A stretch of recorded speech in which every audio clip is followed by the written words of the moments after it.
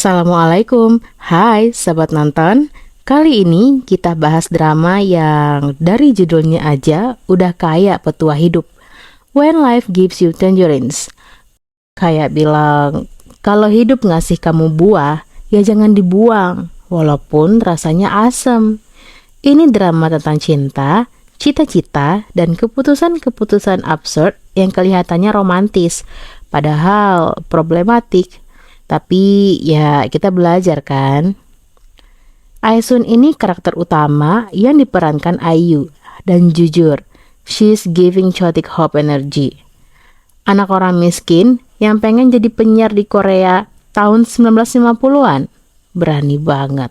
Tapi ya gitu, kadang mimpi gede di tengah dunia yang gak siap itu bukan dianggap inspiratif, tapi dianggap susah diatur. Dan yang paling bikin pengen geleng-geleng, bukannya dapat dukungan, dia malah sering dianggap beban.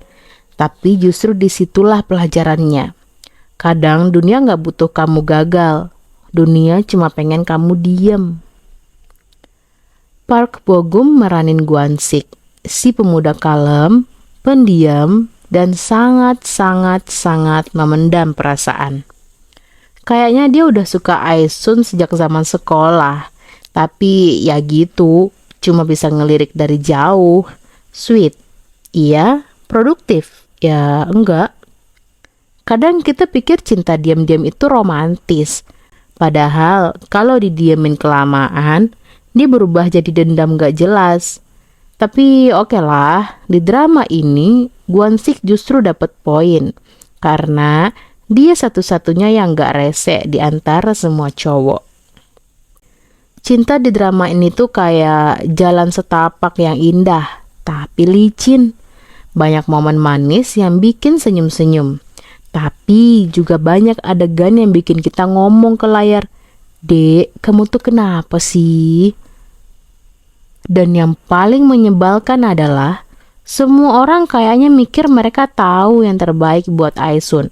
Padahal yang paling tahu hidupnya ya Aesun. Tapi begitulah, bahkan di dunia fiksi pun, perempuan masih harus minta izin buat punya mimpi.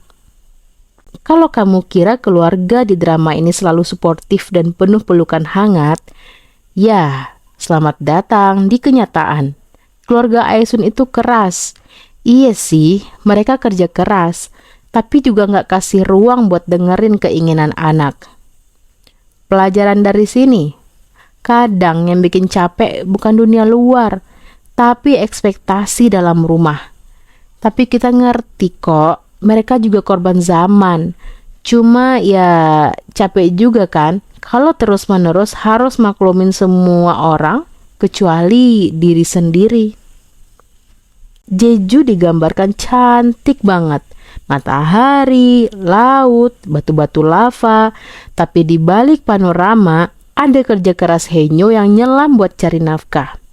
Ada anak-anak yang putus sekolah dan orang-orang yang harus pilih antara bertahan atau menyerah.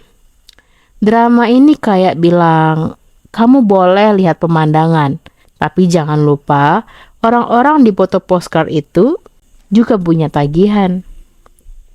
Aesun nulis puisi, bukan karena dia pengen jadi seleb TikTok, tapi karena itu satu-satunya cara dia merasa dia masih punya suara. Dan yang paling bikin haru, walau semua orang anggap itu hal yang sia-sia, dia tetap nulis. Nulis terus, diam-diam, kecil-kecil, tapi konsisten. Kadang yang kita butuh buat bertahan itu bukan revolusi, tapi satu hal kecil yang bikin kita tetap merasa utuh. Dan buat Aesun, itu puisi. Gwan-sik ini unik, tenang, jarang ngomong, tapi sekali ngomong langsung bikin baper. Kayak cowok yang kamu chat panjang-panjang, dia balasnya cuman iya, tapi somehow kamu tetap senyum-senyum. Jujur aja. Dan di balik ketenangannya itu, ya dia juga bingung. Tapi tetap, Gwan-sik ngajarin kita kalau kadang orang yang gak banyak ngomong justru yang paling banyak mikir. Gwansik diam-diam jagain Aesun kayak bayangan yang gak pernah minta sorotan. Tapi jangan buru-buru bilang itu romantis ya. Kadang cinta diam-diam itu bukan karena tulus, tapi karena takut ditolak. Dan Aesun juga bukan tanpa cacat. Dia keras kepala, idealis, kadang egois, tapi dia gak pernah pura-pura jadi orang lain. Nah, disitulah kejujuran cinta diuji. Karena cinta yang sehat itu bukan soal dia baik, tapi gue bisa jadi diri sendiri gak sih bareng dia? Drama ini tuh pelan banget. Kalau kamu nontonnya sambil buka HP, bisa-bisa kamu kelewat satu adegan penting cuma gara-gara scroll TikTok. Tapi jangan salah, justru di keheningan itu, luka-luka kecil itu nongol. Kayak waktu Aesun harus berurusan sama kenyataan bahwa mimpinya nggak dianggap, atau pas Gwansik merasa kehadirannya nggak pernah cukup. Ini bukan drama penuh plot twist, tapi justru karena semuanya realistis, rasanya nyelekit, kayak gigit jeruk yang belum mateng. Banyak adegan di drama ini yang ngasih kita nostalgia. Bahkan kalau kita nggak pernah tinggal di Jeju.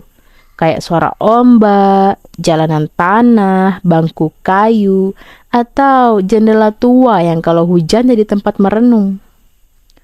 Kenangan itu datang tanpa kita undang, sama kayak rasa kangen, rasa gagal, dan terasa kenapa hidup gue begini-begini aja.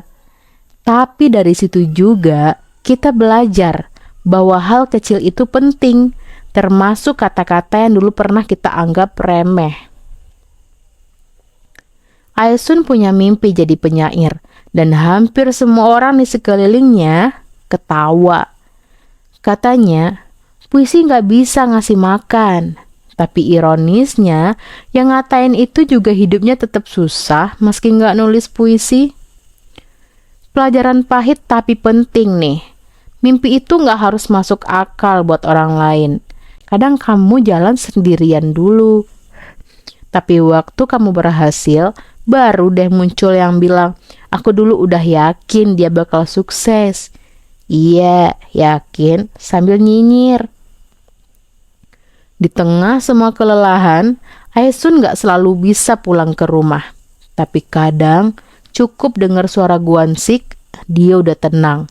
Dan sebaliknya, karena pulang itu bukan cuma alamat, tapi rasa aman. Kalau kamu punya satu orang aja di hidupmu yang bikin kamu ngerasa pulang, kamu udah lebih beruntung dari separuh dunia. Drama ini ngajarin kita, jangan anggap remeh orang yang bisa bikin kita diem dan tenang. Itu adalah bentuk cinta paling underrated. When life gives you tangerines, gak kasih solusi instan. Tapi dia ngajarin kita buat ngerawat luka. Bukan nutupin, tapi benerin pelan-pelan. Kayak luka yang dibalut daun jeruk. Emang bisa ya? Gak nyembuhin cepet, tapi ngebantu kamu bertahan. Dan di akhir, kita diajak ngerti. Hidup tuh bukan tentang menang, tapi tentang gak berhenti jalan meskipun perih. Meskipun kamu sendirian. Meski semua orang bilang kamu salah arah. WLGYT adalah jenis tontonan yang bikin kamu diam sebentar, terus mikir tentang apa yang kamu perjuangkan, siapa yang kamu jaga, dan siapa yang kamu jadiin alasan buat enggak nyerah. Drama ini kayak jeruk Jeju, kulitnya kasar, tapi dalamnya manis. Kadang asem, tapi bikin seger. Persis banget kayak hidup. Terima kasih udah nonton bareng Sobat Nonton.